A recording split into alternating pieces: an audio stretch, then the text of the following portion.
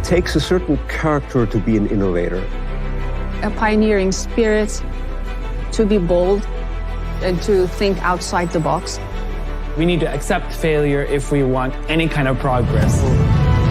If not risking enough, we're not innovating enough. There is no way in which humans will exist in the future without technology.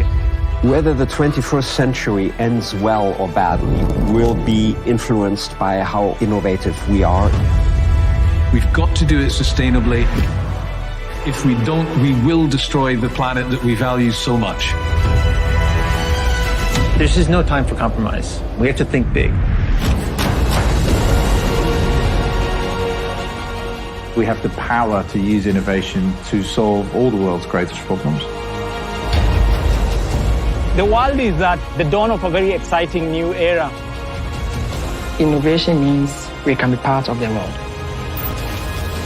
世界因技术创新而改变. There's this connective tissue, which is technology. We're doing something that's not been done before. Innovation is about exploration and experimentation. Connectivity can mean life or death. There are huge problems to solve, and with those come huge opportunities. The technology is here now.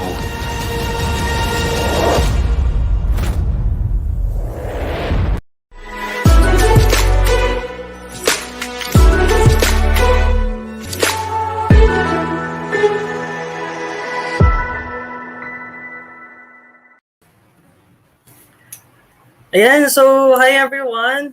Once again, good afternoon po sa lahat ng mga viewers natin out there. And of course, together with me is the Marketing Director of 𝗁𝗵𝗿𝗶𝗶 College, Sir Lord Vincent Van Mendoza. Hi sir, good afternoon.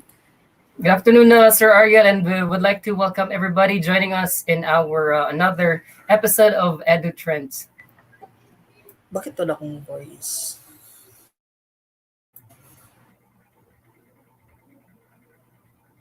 Hello, Sir Ariel, can you hear me? Sir. Parang nawawalan ako ng voice dito. Okay. Ayan, so right now, the job fair is still ongoing, no? Ang dami nating mga participants, especially yung mga aspiring applicants na in-interview na ng mga respective companies na ina-applyan nila. And right now, we plan to invite one of them para to share naman their experience, kung ano yung na-experience nila sa virtual job fair, because this is the first ever job fair which happened virtually, no, conducted by 𝗁𝗵𝗿𝗶𝗶 College.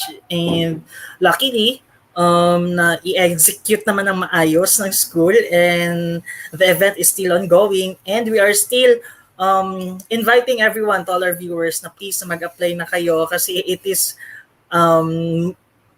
isa sa mga advantage dito is convenient na siya kasi nga online siya nangyayari, di ba sir? And then aside sa applicant na in-invite natin, may in-invite din tayo na company to have also an interview with us. Kung ano ba yung experience niya while conducting an interview virtually. So, ayan, sir. All right, let's do it. Yan. Hello. Hi, ma'am. Ayan, from the Sortal Solutions. Good afternoon. Good afternoon po, ma'am. Good afternoon. Ayan, So, Sir John. Sir Von, would you like to say something po? I'd like to reserve my questions later. Anyway, Ma'am Christina, how does it feel to be in the show this afternoon?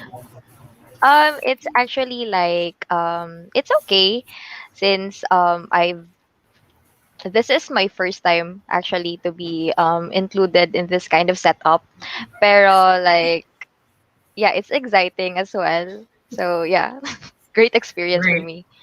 Amazing, amazing. So, just one more question, Sir Ariel. Well, Christina, why should you hire us?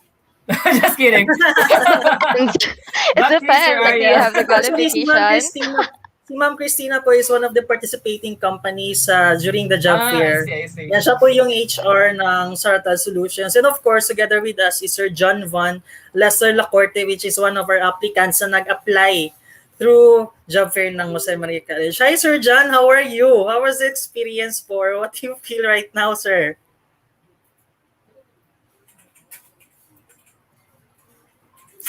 Sir, you're on mute po. Parang... Sorry. Yes, Good afternoon to everyone.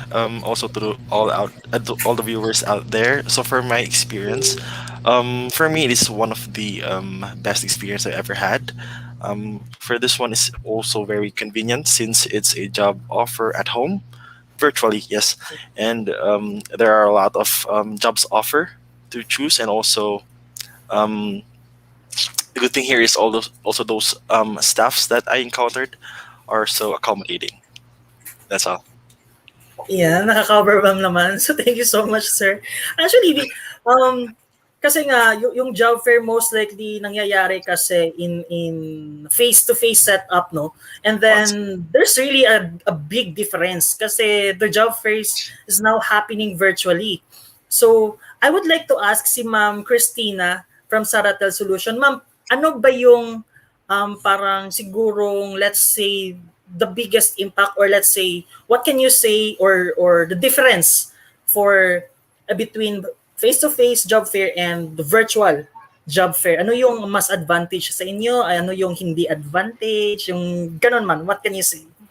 Actually, both can be advantageous.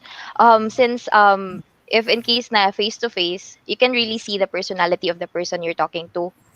And also, like, you can like have follow-up questions to them and like build rapport, like parang like comfortable na siya, like build rapport when it's face to face.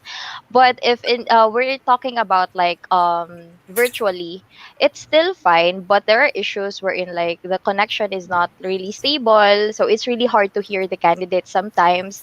So what we do usually, we like drop the call and then call them again, and then suddenly they're unreachable na naman. So that's really the issue that we're currently facing for us recruiters. But actually it's more convenient if it's like virtually, since you don't need to like go to the office to have your interview, waste your time, and then suddenly you're just gonna get failed. But yeah, I think both of them it's fine, but right now we're really like looking forward to the safety of our candidates, so that's why we're handling it like over the phone or like virtually. Yeah. So thank you so much, Ma'am Christine. How about from the point of view of a virtual applicant? Ayan, from Sir John.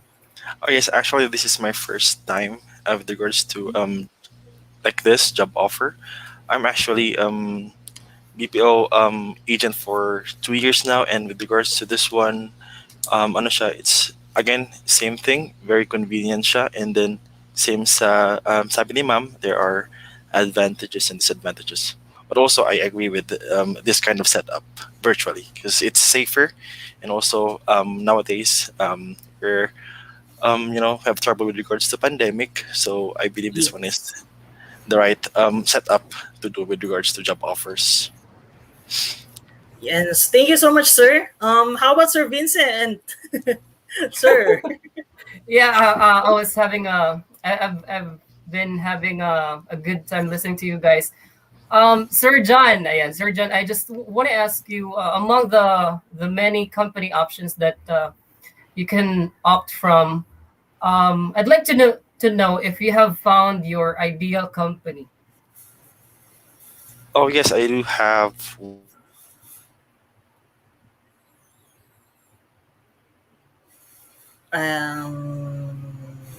Again, of course, everything happens virtually, so we'll expect a lot of, technical.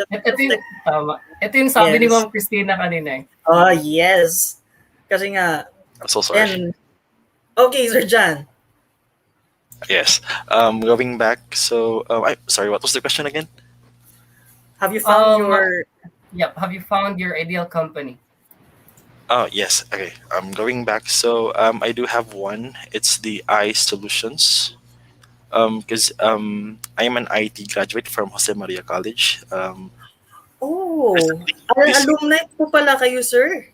Yes, sir, Ariel. Yes. Okay. Okay, so yep. I do have one choice. It was 𝗶𝗍 Solutions, and then it fits. Their qualification fits my expertise as an IT professional. Oh, that's great. That's great, no, diba? Imagine. Alam mo, Sir Ariel, na-surprise na ako na hindi mo alam na ano siya, part of the Yeah, alumni. actually, sir, even though kanina pa hindi pa tayo nag-start, like his face is really familiar. So I guess I found him somewhere and then he said na alumni siya. Yeah. JMC ko pala siya nakita. So yun. Yeah. Ay, Tama yung alumni yung Yep. Tama talaga yung nabanggit ni Sir Jan, sometimes it's just a matter of matching with your qualifications. But aside siguro dyan, it's like, asan mo ba nakita yung parang potential that in this company, I will really grow professionally. I'll be provided with a lot of growth opportunities na hindi ka lang parang magsastagnant in your career. So yeah, thank you so much, Sir John. Now, on to my next question. This is for Ma'am Christina. Ma'am Christina, before I ask this question, just a disclaimer, the views and opinions of the hosts do not necessarily reflect those of the program, Jeff. Yes. and of Jose Maria College. Ma'am Christina, I know medyo mahirap itong sagutin sa part ng isang job recruiter because also I have also been doing recruitment jobs for quite some time in the past. Ma'am, how do you politely reject an applicant on the spot? With regards to that, of course, I need to give out like positive points of the candidate so that they'll be like para ma-lift sila. But also, I will not like automatically like bigyan sila ng negative. I'll just mention like instead of like the reason bakit ka nag-fail is because of this. Instead, I'll like rephrase the sentence into like the things that you need to improve are like this stuff right here. But no worries. I can see that you're very trainable. You can improve in a short period of time if you really look forward to it or if you really work on it, then I can see a potential in you. So right after, it's like the sandwich method wherein you give out like the positive and then the negative and also encouragement like that. So we do like sandwich method in that case. That is so amazing. Because you just said yung parang you are trainable, ganito again. Do you provide sabihin na lang natin na failed applicant at the moment, because there is still a room for them in the future. Do you provide them with parang trainings or parang those na seemingly na nag-fail then they want to be trained? Do you have it? Like, what do you mean? Like on the spot, you're gonna train them? No, not really. Siguro pag if there is an opportunity, or do you have it as part of your program sa inyong human resource department? Before we do have that, but as of the moment, we're still currently discussing it, like language assessment program, stuff like that. You'll be under training for a week, and then right after you'll be endorsed to the final interview and to check whether you would already qualify or you have improved those aspects that would needs for improvement.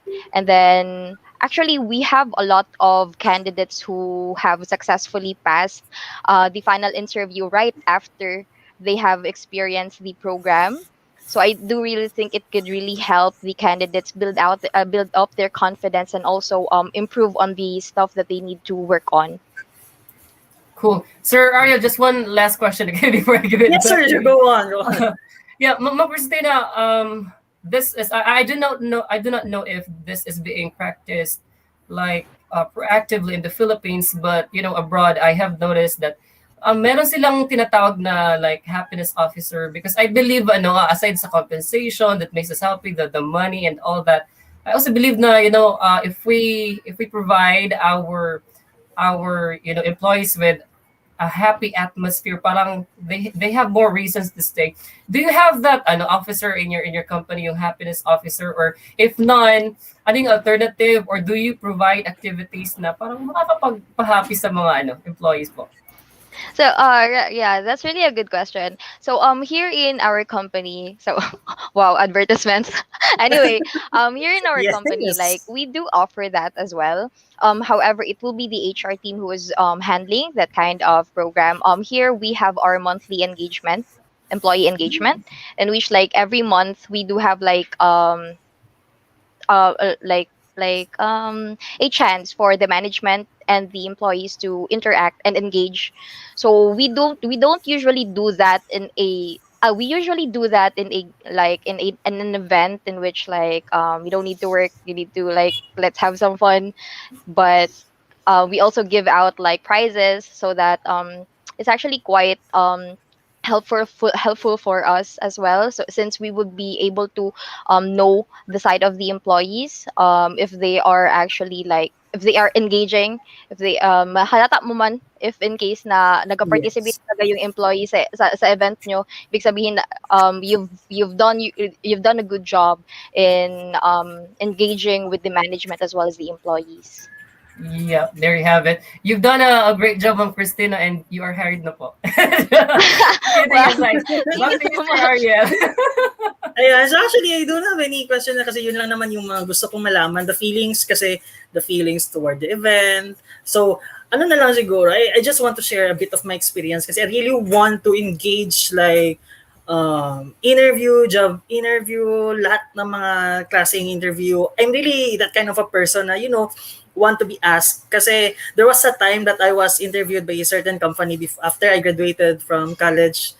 Tapos dalawa kami, and then yun nga, as the interview go on, I was expecting to be hired by that company, and then sabi ng kasama ko na, "Uy, hindi ka makukuha kasi ako daw yung kukunin, kasi siya daw yung mas convenient na kausap ng interviewer, knowing that I know my capacity more than my friend." So yun na lang. So I was just, it's overwhelming pala, no, na somehow you've been rejected because of you are not being qualified. You've been rejected because there's a better opportunity for you. So yun na lang yung iniisip ko, na once you've been rejected, it means that there's a better opportunity for you na nakaprepare. So just need to seek and to look for it. Kasi I know for sure na nandyan lang yan in the corner.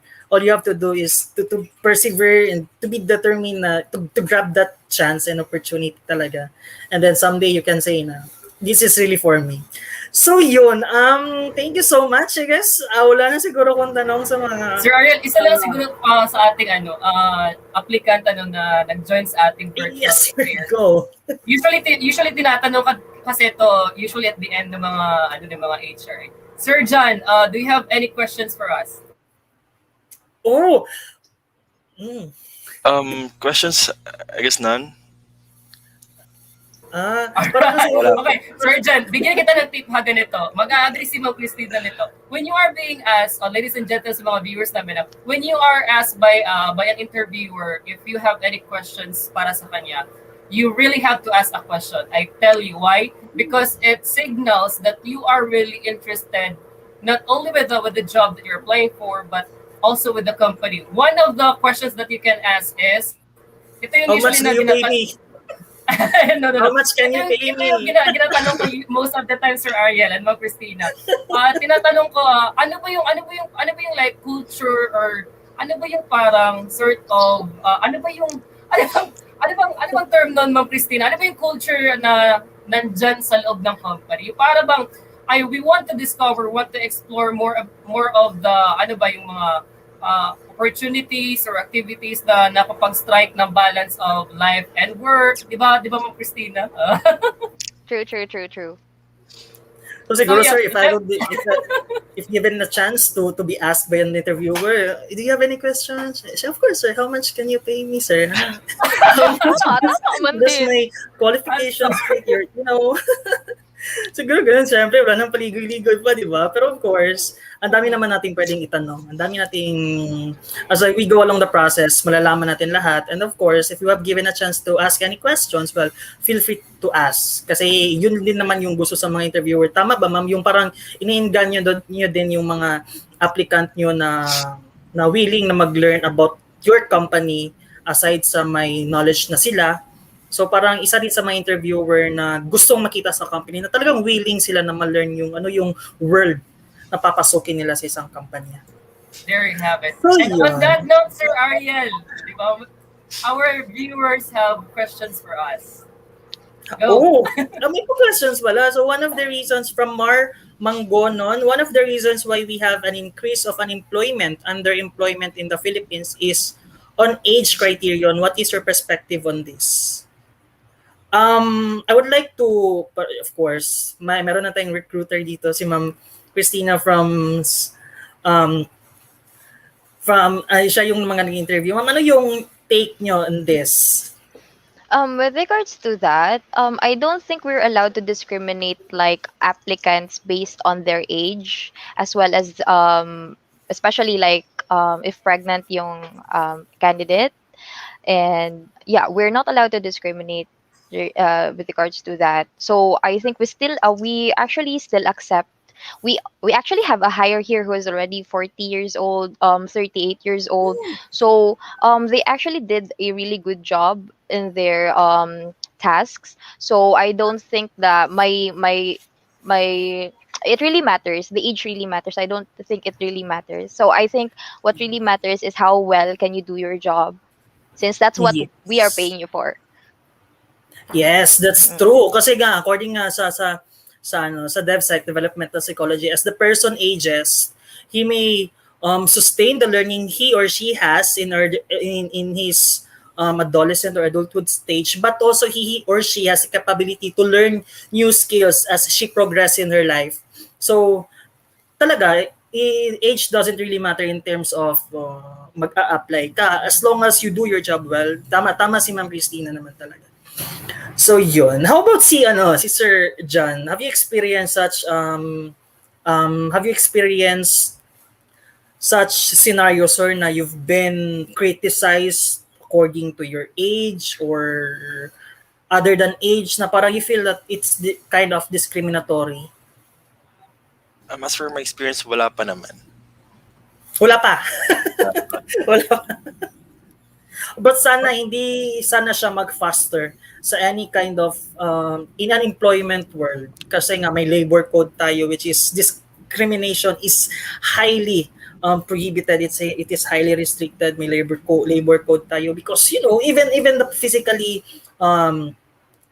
disabled person can do job well kaysa doon sa mga normal. I mean, yes, that's true. Di ba? May mga physically handicapped person na can do better job than, the normal, the complete body normal person, di ba? So may isa pa tayong question from John Rania. Do offer promotion or growth within the company? Baka ibig sabihin, sir, do you offer po? Okay, do you offer promotion or growth within the company? Yes. How about Ma'am Christina? Do you offer growth or promotion sa company niyo, ma'am? Well, yeah, of course. Actually, promotion is very evident here in 𝗁𝗲 since we really are very meticulous in training. So when we say growth, it's not like any other companies wherein you will be having or yung task mo is routinary. So here in 𝗁𝗲, like you really have to kailangan mo talaga gamitin yung utak mo. So different tasks will be given to you in which you'll not be familiar with, and you will be exposed to different tasks na inside lang sa job description mo. However, you'd really see yourself knowing stuff na hindi mo talaga alam noon. And then you'll really see yourself as an expert on what you're doing in the longer run, since here in 𝗁𝗲, anyway, here in our company, we really are very training is really the thing that we're currently looking deep into. Yes. Of course, yun naman talaga yung isa sa mga gusto nating ibigay sa mga empleyado natin, that it must be evident. Day by day, we should have seen a lot of improvements. We should promote growth, especially professional growth. It is not for the company but for the employees' welfare. Kasi nga, we cannot run a company without any mga employees. So we've been also working so hard na mabigyan din yung mga bagay na dapat ma-receive ng mga employees natin. So yun. I guess we don't have any questions now from the viewers. So again, thank you so much for the questions po. Ayan, parang na-hot seat tuloy yung mga natin, mga interviewers natin, yung applicant ni Sir John and of course si Ma'am Christina. Yan, Ma'am and Sir John, thank you so much for joining us today. So yes. Ay, may isa pa. Ayan, sorry, bago yan. Last Christina, question. May jingle ba kayo dyan sa Saraten? From Sir 𝗁𝗏𝗏 Saludars. Gusto mo gawa ako para sa'yo? Hindi, joke lang. Go ahead, try it. Ay, ako na lang magbabasa. How can HR personnel or recruiters ensure that hiring guidelines are strictly observed when pressures from administrators or higher-ups to recruit someone based on personal bias are in place? That is, for instance, yung Padrino system. Not really familiar with Padrino system. Ensure hiring guidelines. Never mind na lang natin. Basta based on mga biases po. Based on biases, like what do you mean? Like if may mag-apply na kilala mo? Siguro. How can an HR personnel or recruiters ensure that hiring guidelines are strictly observed when pressures from administrators, higher ups to recruit someone based on personal bias are in place? So, let's say, paano ba natin siguro maipapakita, or let's say, how can we ensure that we followed the, let's say, recruitment guidelines, or we serve the guidelines well to the applicant despite having the pressure from administrator na, let's say, na this management should or must, or you, the recruiter, should recruit this kind of person kasi siya yung dapat natin ilagay sa position. Yung parang ganun, how do we ensure? Is it like connected to the discrimination part? Pwede na siguro, Ma'am Christina. Yeah, pwede. Or ano ba yung standard operating procedures natin in place, or may naka-cascade ba tayo na parang leveling na dadaan tayo ng ganito na level 1, level 2 just to like do some check and balance, parang government dun sa sa ating employment process. Siguro ganun, para how do we ensure na maiiwasan natin, or we can avoid yung mga biases dun sa side. I get the point of Padrino system, because parang somehow the point of this system is you've been appointed because of you are being affiliated to this kind of family, like let's say politics. In government, in politics, you've been hired, you've been promoted because of the fact that you're affiliated with this kind of family. So how do we ensure or strictly serve well the hiring guidelines despite having this kind of concept? Sir Aryan, we have a help article here. According to our tech support, it is when you are being asked to hire somebody who is less qualified, but a higher officer wanted him or her to get hired. So in terms of qualifications, mas mababa siya. Yes, parang parang may promotion before. Anyway, parang may backer system. Ay, parang yun din yung sa akin eh. Oo. Actually, here sa company namin, even though na, for example, my friend would apply, and then if I think that she's qualified, then she can really pass my interview. But however, we have like certain qualifications that we really need right now. Like for example, if you're applying for an HR associate, you really need to have an experience of at least 6 months on 6 months on or more for the HR tasks or admin tasks. But if that would be like below 6 months, and then below 6 months, I don't think na pwede siya mapasa. Kasi like for the next interview, ako yung titirahin. So why did you pass this candidate if she did not fit for the qualifications that we have right now?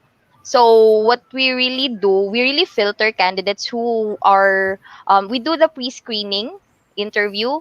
So during the pre-screening interview, that's the time wherein we check the qualifications of the candidates, whether they really hit or they really fit in our qualifications. Because we don't do like backer here. Yeah, mostly in private companies, we really are not allowed to do the backer system or the stuff like that. But in government, I'm really not sure because I'm hearing a lot of rumors about like it's different. But yeah, I will not say more about the government. Yep. Again, the views and opinions. Again. Actually, shout out ko na lang din yung nagbigay ng question, Sir Clyde Kenneth Salvador. He's actually a teacher of mine before sa Jose Maria College. Yes, professor siya dati ng JMC from Mass Comm Department. So hi Sir Kenneth Salvador. Actually, it's mind-blowing. Yung question is really indeed a mind-blowing. Oo nga, sir. Napag-google kami. Actually, napag-google ako eh. Same. Thank you so much, sir. Yan yung pag tinanong sa akin during the interview, parang hindi ako papasa. Kasi naman, hindi naman talaga maiiwasan yung mga ganyang scenario. You know, it's we cannot deny that it still exists despite the whatever the situation we have, 'di ba? Ano na lang siguro for me, yes, I agree with Ma'am Christina, but also additional na lang siguro kasi as recruiter hindi yan easy task. It's parang lahat ng pagdadaanan ng isang empleyado or applicant, si recruiter yung mag-work niyan. It's not an easy job. As long as we provide a fair and just interview or a just process to a certain applicant na, you know, we follow the guidelines of hiring guidelines, we serve it well with being fair, with being just to the applicant, not just to our own sake. Pero syempre gusto naman din natin mabigyan ng magandang opportunity ang isang applicant, 'di ba? So with regards to applicants, syempre I would like also to ask the view of Sir John regarding this one. So ano yung mga point of view mo dito, sir, na if the applicant is being hired or being promoted because they are being affiliated to a certain family who has power, who has the authority, and then that's the reason lang kung bakit sila na promote. Sir, what's your point as an applicant? Oh yes, it really did happen. I mean, it actually happened nowadays, even before.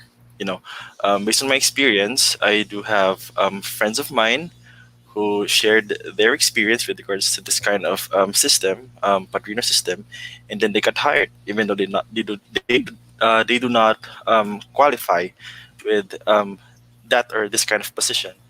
However, for me, I just if ako ang nasa place and then I do not have this kind of like backer or something, I just need to give it all. I mean, I just want to say that doon ko lang sila taluhin sa learning sa qualifications ko.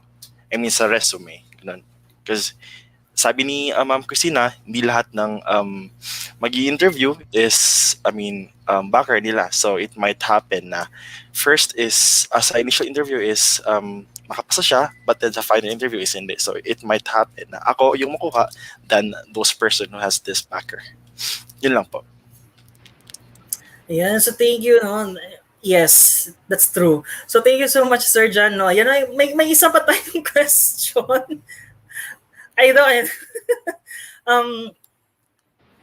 Siguro napasarap na yung how we handle questions. Siguro gustong malaman ng mga interviewers yung mga point of view natin with regards to their questions. So last question from Mar Mangonon: would you hire an applicant who is a college graduate but without any experience, or would you prefer hiring one who has the skills, experiences, but one who is an undergrad? Yes, Ma'am Christina. Okay. So actually we do either, as long as we think that they fit, as long as during the interview we think that they can handle the pressure that we have, because I know that every company has this kind of pressure. So but preferably I would really go into like with the skills and experience, since even though you're an undergraduate, if you're exposed to the tasks or if you're exposed to the job, then it'll be easy for you to adjust. But for for a graduate, um, it's gonna be a lot of adjustments for the candidate or for the applicant once they get the job, since they need to deal with new environment, they need to deal with new tasks, or they need to be guided like step by step. But we really don't discriminate still, since I believe that that's the main purpose of the training sessions that we're giving for the candidates.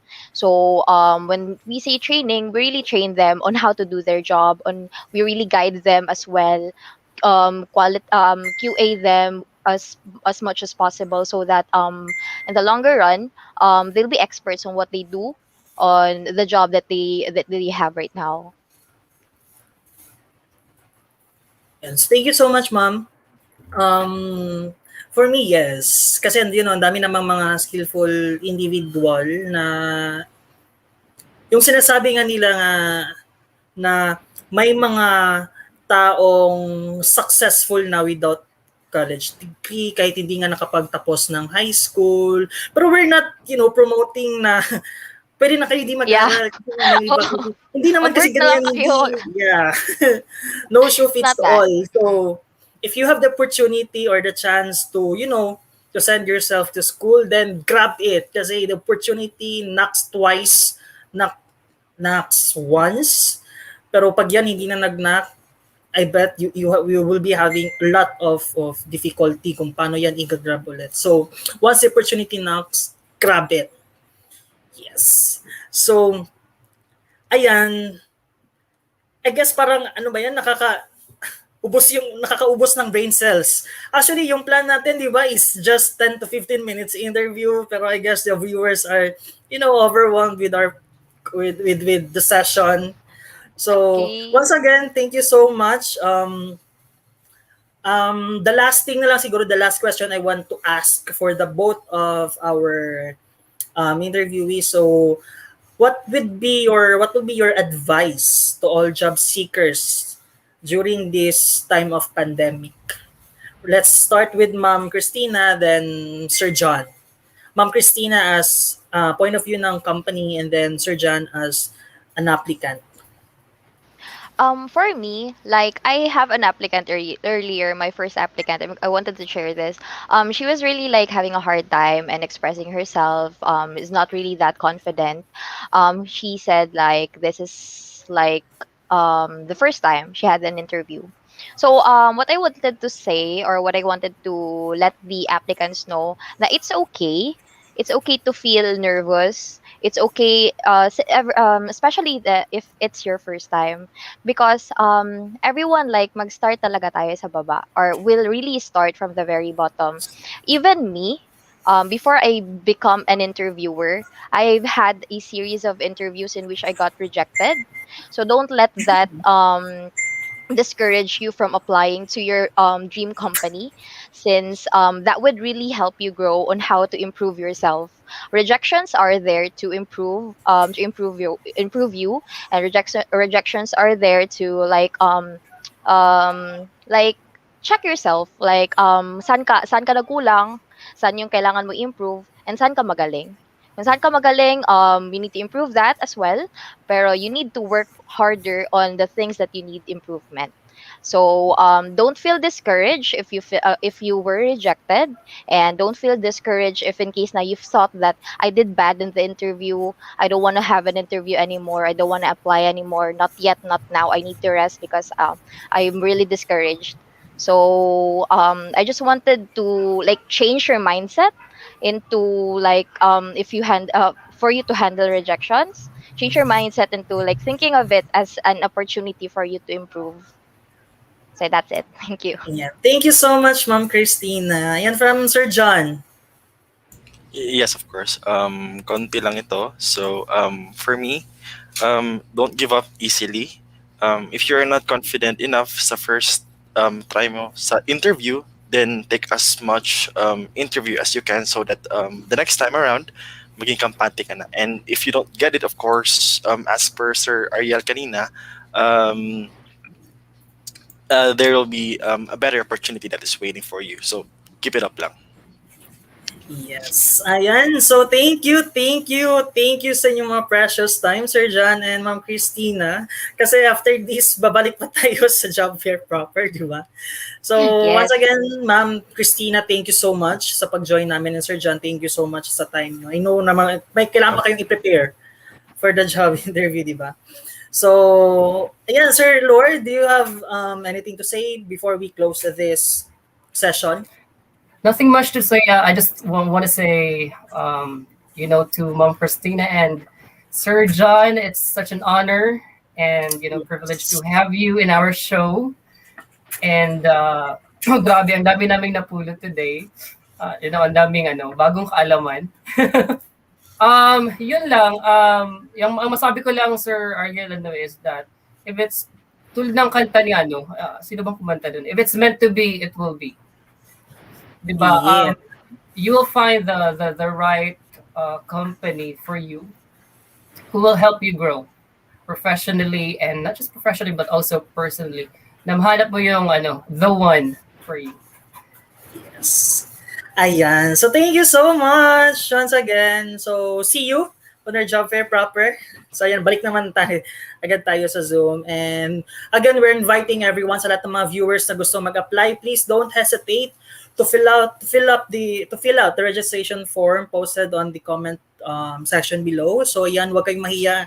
There are lots of participating companies na willingly to interview, to cater you, and to accept you as their new family. So yan, once again, thank you so much and see you on our next episode of JMC EduTrends. Thank you.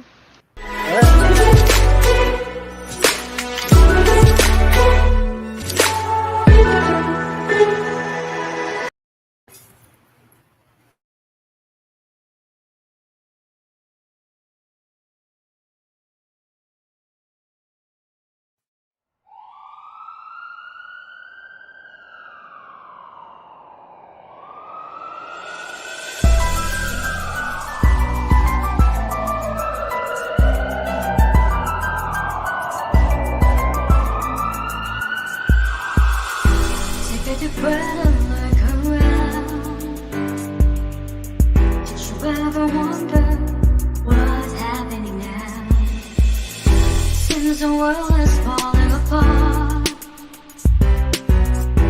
Every day is breaking our heart. What happened to the world? If we're all lost, what happened to the place we call home? Let's fight the sunset and me. Let's be one, you and me with unity. No matter what pain, no matter what strife, we can make it through with God on our side.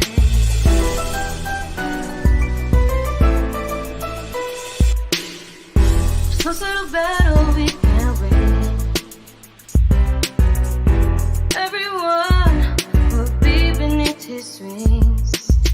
If we work together, make the choices matter.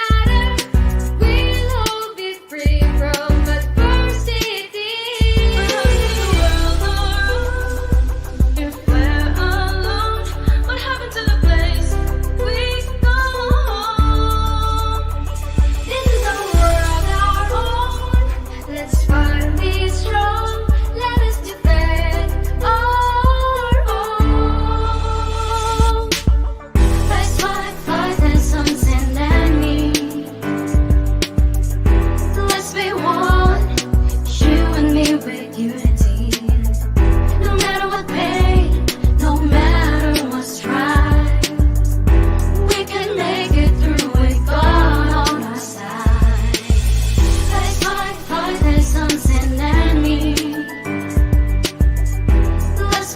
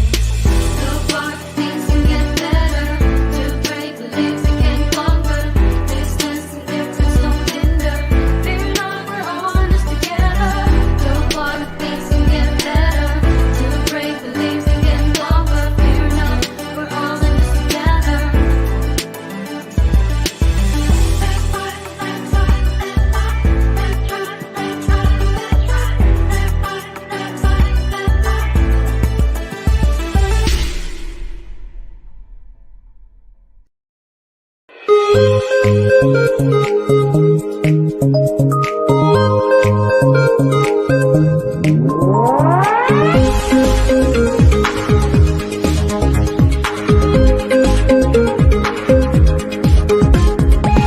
now at JMC. Enroll now at JMC. With our assured, consistent, and quality education. Enroll now at JMC. Enroll now at JMC. Enroll now at JMC. In this new normal way, our futures are mission. Enroll now at JMC.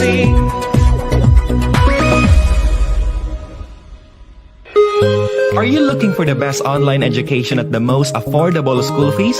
Enroll now at 𝗁𝗵𝗿𝗀 College. 𝗁𝗵𝗿𝗀 College, under the leadership of its founding president, Pastor 𝗁𝗵𝗿 holds true to its mission of providing an assured, consistent, and quality education amidst the ongoing crisis on COVID-19. To ensure that all students will get the best learning experience, JMC provides an assured education with the most flexible learning delivery choices. To highlight the learner's wit and abilities, JMC is consistent in providing the best learning exposures with a student-centered showcase of extracurricular activities. Amidst the challenges of the new normal, JMC guarantees that quality education is not compromised through our learner-centered curriculum, highly trained and dynamic faculties, and state-of-the-art facilities designed to deliver the best learning experience to our students.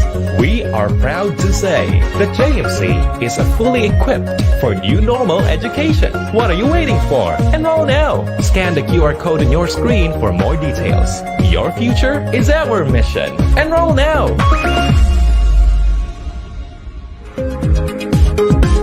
Enroll now at JMC.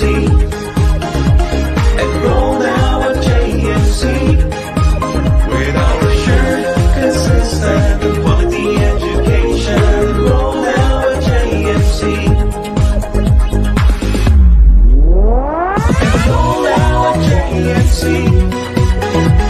Enroll now at JMC.